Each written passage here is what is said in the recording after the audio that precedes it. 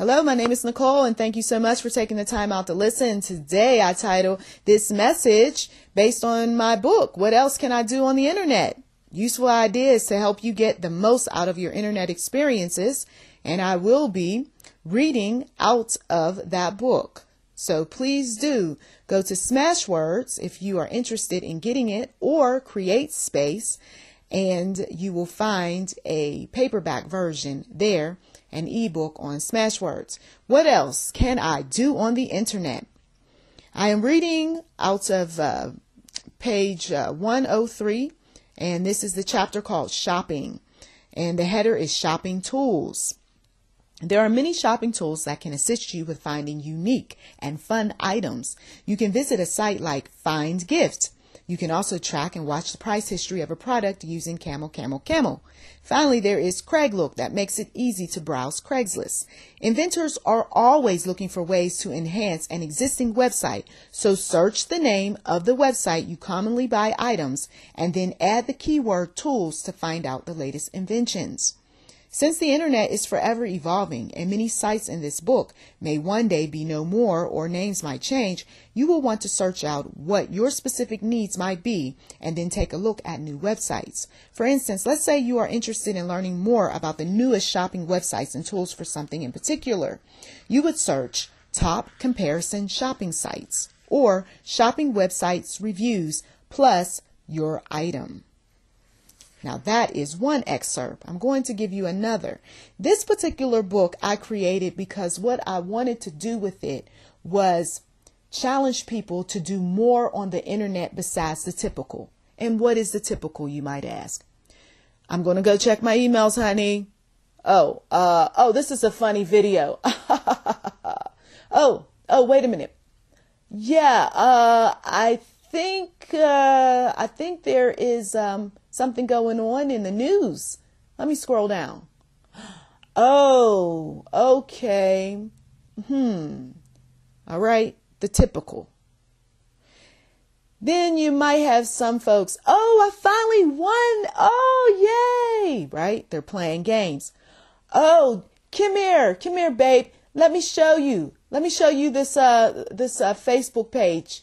Yeah, this is, oh gosh, this is hilarious. Okay. This is the kind of stuff that goes on.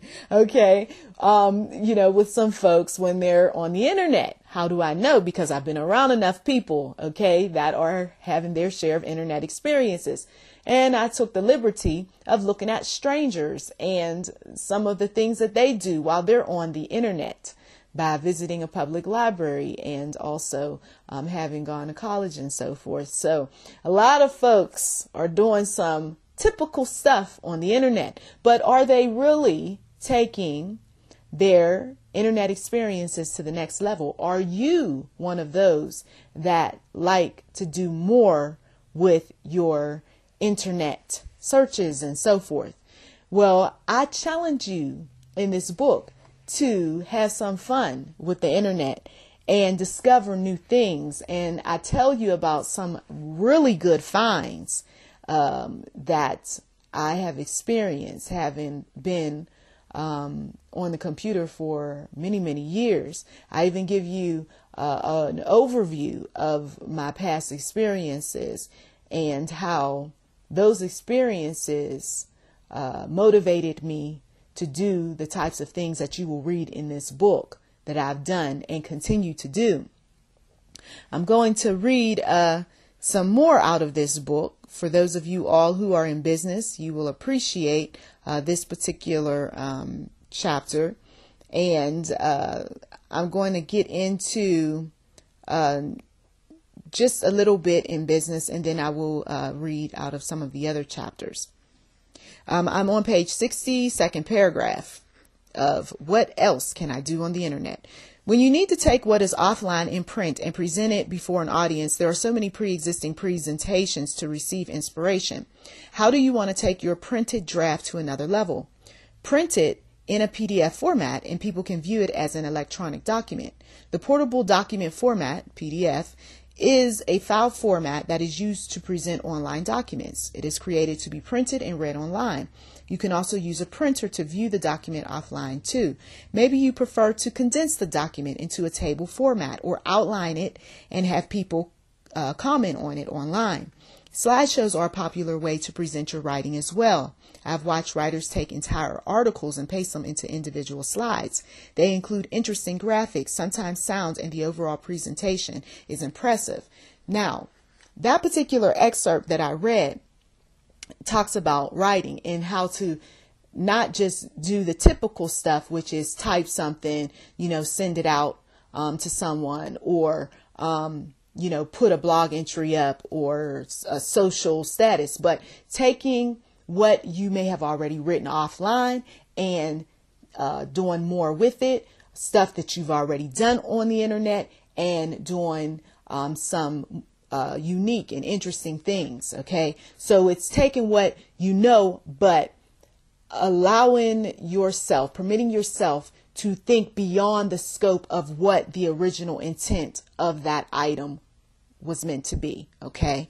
So yes, we are going to go there in this book. We're going to look at the advanced ways of using the internet, even though there are a lot of ways that you can give this book to a senior and they'll say, oh yeah, I like this, because it's written to help those that are novices when it comes to internet searches and so forth. They might think they know a lot, but then once you read a book like this, you'll say, whoa, wait a minute. I never thought about this. Oh yeah, let me try this and let me try that. This is one of those books that you're going to want to have right next to your computer.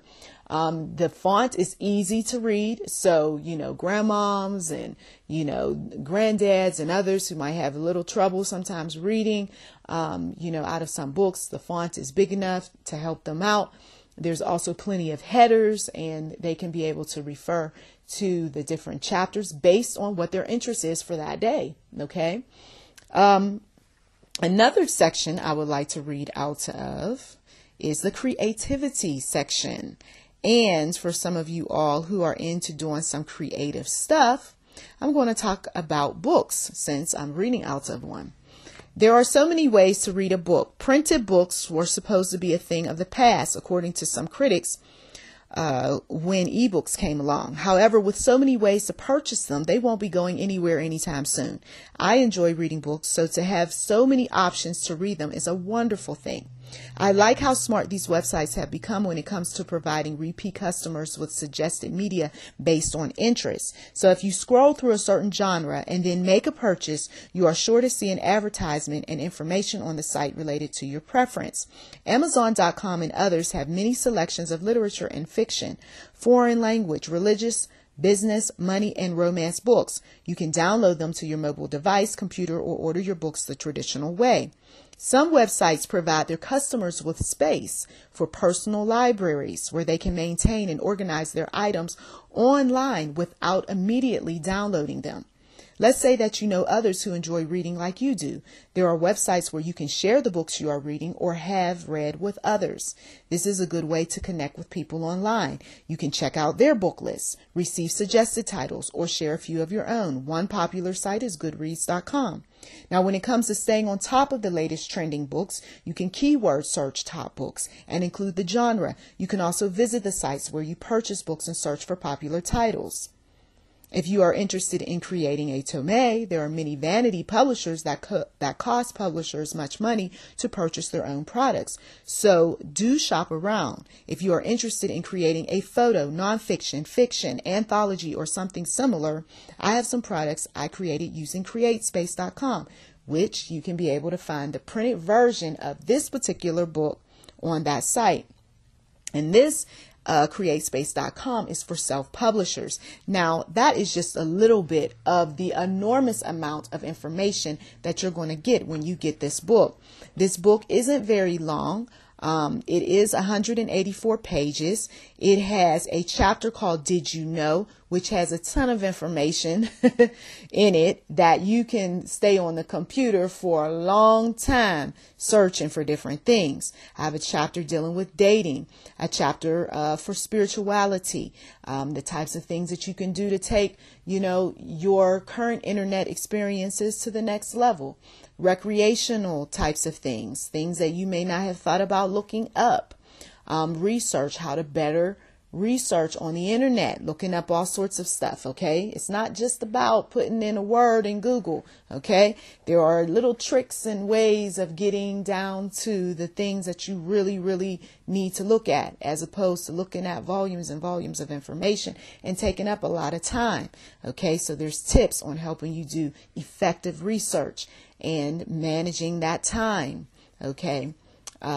And then, of course, there is shopping, a chapter on shopping, a chapter on business, a chapter on creativity, communications, for those novices that are still, trying to figure out how to communicate.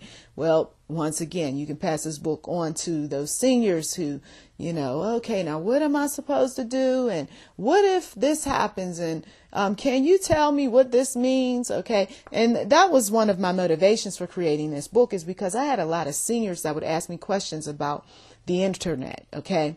And I'm like, really? I mean, some of this stuff, they should just know.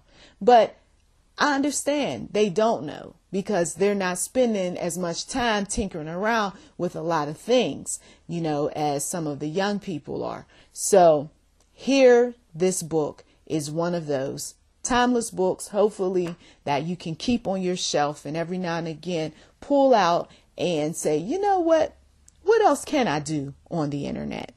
Well, these useful ideas will help you get the most out of your internet experiences. Please do get the book. It is available on smashwords.com. What else can I do on the internet? And it's also available on createspace.com. Thank you so much, as always, for taking the time out of your busy schedule to listen. You've been listening to YouTube NM Enterprise 7. You are welcome to check the description box for anything that might be of interest. Also, if this book or any other book may not be something that you're interested in purchasing, we do welcome donations, because with any of the help that we receive, it helps us market more of the products. It also helps get some of these books in the hands of some folks who unfortunately cannot afford them. So I thank you, as always, for taking the time out of your busy schedule. God bless.